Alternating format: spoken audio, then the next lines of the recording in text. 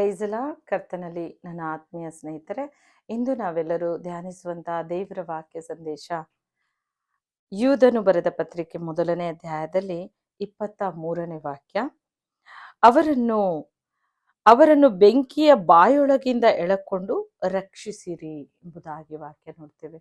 ಅವರನ್ನ ಬೆಂಕಿಯ ಬಾಯೊಳಗಿಂದ ಎಳಕೊಂಡು ರಕ್ಷಣೆ ಕೊಡ್ರಿ.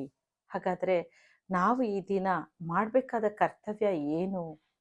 ಮೊದಲನೆಯದಾಗಿ ನಾವು ದೇವರು ಹೇಳ್ತಾರೆ, ಮತ್ತಾಯ 6ನೇ ಅಧ್ಯಾಯ 33ನೇ ವಾಕ್ಯದಲ್ಲಿ, ಮೊದಲು ನೀವು ದೇವರ ರಾಜ್ಯ ನೀತಿಗೆ ತವಕ ಪಡುವಾಗ ನಾನು ಅವುಗಳ ಕೂಡ ಎಲ್ಲವನ್ನ ಕೊಡ್ತೇನೆ ಅಂತ. ಹಾಗಾದ್ರೆ ದೇವರ ರಾಜ್ಯ ನೀತಿಯನ್ನ ನಾವು ತವಕ ಪಡುವುದಕ್ಕೆ ಹುಡುಕಾಡ್ಬೇಕು. ಏನು ಆ ಒಂದು ಕಾರ್ಯಗಳು ದೇವರಿಗಾಗಿ? ನೀವು ದೇವರಿಗೋಸ್ಕರ ಏನ್ ಮಾಡ್ತಾ ಇದ್ದೀರಿ ಎಂಬುದಾಗಿ ಕರ್ತನ್ ಕೇಳ್ತಾರೆ. ದೇವರ ಸೇವೆಯಲ್ಲಿ ನೀವು ಸೇವೆಯಲ್ಲಿ ನೀವು ಕೂಡ ಸಹಾಯಕರಾಗಿರ್ಬೇಕು ಪ್ರಿಯರೇ. ಯಾವುದಾದ್ರೂ ಒಂದು ಸೇವೆ, ಈ ಭೂಮಿ ಮೇಲೆ ನಾವು ಹುಟ್ಟಿದ್ದೇವೋ ದೇವರಿಗಾಗಿ ಏನಾದ್ರೂ ಒಂದು ಮಾಡುವಂತ ಕಾರ್ಯಗಳಲ್ಲಿ ನಿರತರಾಗಿರ್ರಿ. ಅದಕ್ಕೆ ಯೂದನ ಪತ್ರಿಕೆ 1ನೇ ಅಧ್ಯಾಯದಲ್ಲಿ 23ನೇ ವಾಕ್ಯದಲ್ಲಿ ಕರ್ತನು ಆ ಒಂದು ಮಾತಲ್ಲಿ ಎಚ್ಚರಿಸ್ತಾ ಇದ್ದಾರೆ. ಕೆಲವರನ್ನ ಬೆಂಕಿಯ ಬಾಯೊಳಗಿಂದ ಎಳಕೊಳ್ರಿ, ಸುವಾರ್ತೆ ಸಾರಿ. ಒಂದು ನರಕಕ್ಕೆ ಪಾಲಾಗ್ತಾ ಇರುವಂತ ಆತ್ಮಗಳನ್ನ ನೀವು ಕಾಪಾಡಬೇಕು ಎಂಬುದಾಗಿ ಆ ಒಂದು ಜವಾಬ್ದಾರಿಯ ಕೆಲಸವನ್ನ ಕರ್ತ ನಮಗೆ ವಹಿಸ್ತಾ ಇದ್ದಾರೆ. ಅದು ಮಾಡುವಾಗ ನಮ್ಗೆ ಏನೆಲ್ಲ ಸಿಗುತ್ತೆ? ದೇವರ ವಾಕ್ಯ ಹೇಳ್ದಂತೆ, ಮತ್ತಾಯ 6:30 ಹೇಳ್ದಂತೆ, ನೀವು ಆ ದೇವರ ರಾಜ್ಯ ನೀತಿ ತವಕ ಪಡುವಾಗ ನಾನು ನಿಮಗೆ ಎಲ್ಲವನ್ನ ಸೇರಿಸಿ ಕೊಡ್ತೇನೆ. ನೋಡಿ, ಯೇಸು ಸ್ವಾಮಿ ಪರಲೋಕ ತ್ಯಜಿಸಿ ಬಂದಿದ್ದು ಪರಲೋಕದ ಶುಭವಾರ್ತೆ ಭೂಲೋಕದಲ್ಲಿ ನಮಗೆ ಹೊತ್ತು ತಂದು ಸಾರಿದ್ರು. ಆತ ಪರಲೋಕದಲ್ಲಿರುವ ತಂದೆ ಮಹಿಮೆಗೆ ಪಾತ್ರನಾದವರು, ಸ್ತುತಿಗಳ ಮಧ್ಯದಲ್ಲಿ ವಾಸಿಸುವ ಆತರು, ಸೇನಾಧೀಶ್ವರನಾದ ಯೆಹೋವ, ಆ ಕೆರೂಬಿಗಳ ನಡುವೆ ಇರುವ ಆತನು, ಅಷ್ಟು ಮಹಿಮೆಗೆ ಪಾತ್ರನಾದ ತಂದೆಗೆ ಒಬ್ಬನೇ ಮಗನಾಗಿರುವ ಕರ್ತನು ಭೂಲೋಕಕ್ಕೆ ಇಳಿದು ಬರ್ಬೇಕಂದ್ರೆ ಎಲ್ಲವನ್ನ ತ್ಯಜಿಸಿ ನಮಗೋಸ್ಕರ ಬಂದು ಒಂದು ಅನಾಥ ಸ್ಥಿತಿಯಲ್ಲಿ ಓಡಾಡಿದ್ರು. ಆತ ಒಂದು ದಾಸನಂತೆ ಓಡಾಡಿದ್ರು. ಚಿಂದಿ ಬಟ್ಟೆ ಉಳ್ಳವನಾಗಿ ಆತನು ಕೂಡ ಆ ನಗ್ನತೆಯಿಂದ ಶಿಲುಬೆ ಮೇಲೆ ತೂಗಾಡಿದ್ರು. ನಮಗಾಗಿ ಅದೆಷ್ಟೋ ಸಂಕಷ್ಟಗಳನ್ನ ಪಟ್ರು. ಅದೆಲ್ಲವೂ ನಮಗೋಸ್ಕರವೇ. ಪರಲೋಕದ ಶುಭ ವಾರ್ತೆ ಭೂಲೋಕಕ್ಕೆ ಹೊತ್ತು ತಂದ್ರು. ಇಲ್ಲ ಆದ್ರೆ ನಾವೆಲ್ಲರೂ ಕೂಡ ನರಕದ ಪಾಲಾಗ್ತಾ ಇದ್ದೆವು. ನಮಗೆ ಸ್ವರ್ಗದ ದಾರಿಯನ್ನ ಮಾರ್ಪಡಿಸಿ ಆ ಒಂದು ದಾರಿಯನ್ನ ಮಾಡಿದ ಕರ್ತನ ಆ ಶಿಲುಬೆ ಮೇಲೆ ಆ ಜಜ್ಜಲ್ಪಟ್ಟು ಆತನ ಮೂಲ್ಯವಾದ ರಕ್ತ ಸುರಿಸಿ ನಮ್ಮ ಪಾಪ ತೊಳೆದು ಆ ಒಂದು ಮಾರ್ಗವನ್ನ ಸಿದ್ಧ ಮಾಡಿಕೊಟ್ರು. ನಮಗೂ ದೇವರಿಗಿದ್ದಂತ ಸಂಬಂಧ ತಿರುಗಿ ಆತನು ಒಂದು ಮಾಡಿದ್ರು ಪ್ರಿಯರೇ. ಅದು ಮುರಿದ ಸಂಬಂಧ.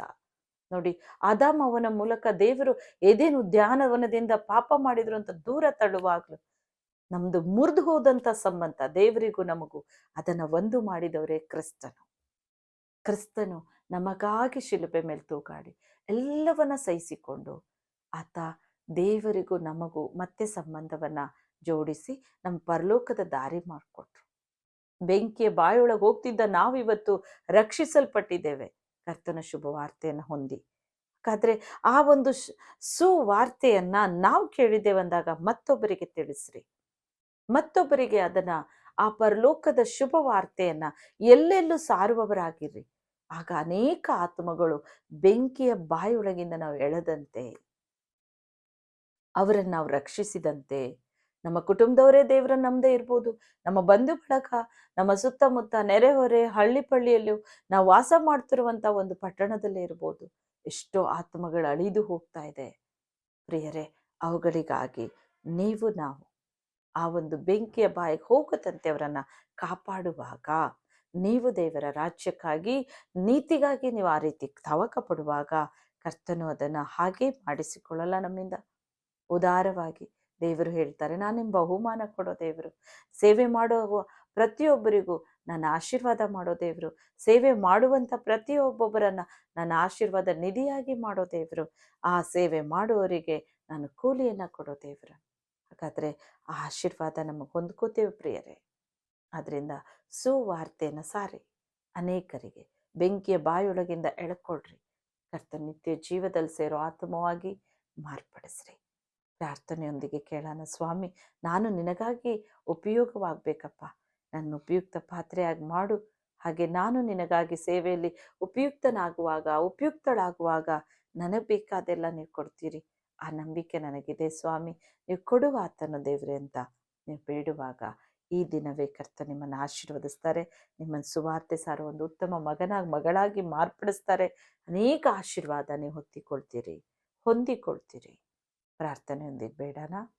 ಪ್ರೀತಿಯುಳ್ಳ ತಂದೆ ಆ ದೇವರೇ, ಸ್ವಾಮಿ, ನನ್ನೊಂದಿಗೆ ಸೇರಿ ಪ್ರಾರ್ಥಿಸ್ತಾರೋ ಪ್ರತಿಯೊಬ್ಬೊಬ್ಬರನ್ನ ನೀನು ಸ್ಪರ್ಶಿಸು ಕರ್ತರೆ. ಅವರು ಸ್ವಾಮಿ ಅವ್ರ ಹೃದಯದಲ್ಲಿ ಅಪ್ಪ ಈ ವಾಕ್ಯವನ್ನು ಈಗಲೇ ಕರ್ತನೆ ಬೇರೂರುವಂತೆ ಕಾರ್ಯ ಮಾಡುವಂತೆ ಮಾರ್ಪಡಿಸು, ಆಶೀರ್ವದಿಸು ಅಯ್ಯ ತಂದೆ.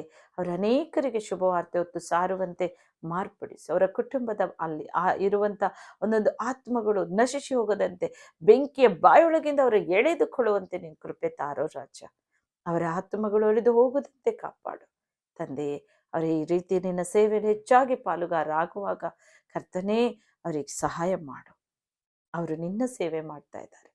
ನೀವು ಮೊದಲು ದೇವರ ರಾಜ್ಯ ನೀತಿಗೆ ತವಕ ಪಡಿರಿ, ಅವುಗಳು ಕೂಡ ಅದೆಲ್ಲವನ್ನು ನಿಮ್ಗೆ ಕೊಡ್ತೇನೆ ಅಂದ ದೇವನು ನೀನು ಇದೆಲ್ಲವನ್ನ ನೀನು ಒದಗಿಸಿಕೊಡು. ಆಶೀರ್ವದಿಸು ಅಪ್ಪ ತಂದೆ. ನೀನು ಹಾಗೆ ಆಶೀರ್ವಾದ ಮಾಡಿದ್ದಕ್ಕಾಗಿ ವಂದನೆ. ನಿಮಗೆ ಮಹಿಮೆ ಸಲ್ಲಿಸ್ತೇನಪ್ಪ.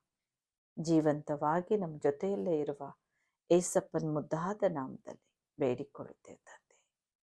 ಆಮೇಲೆ.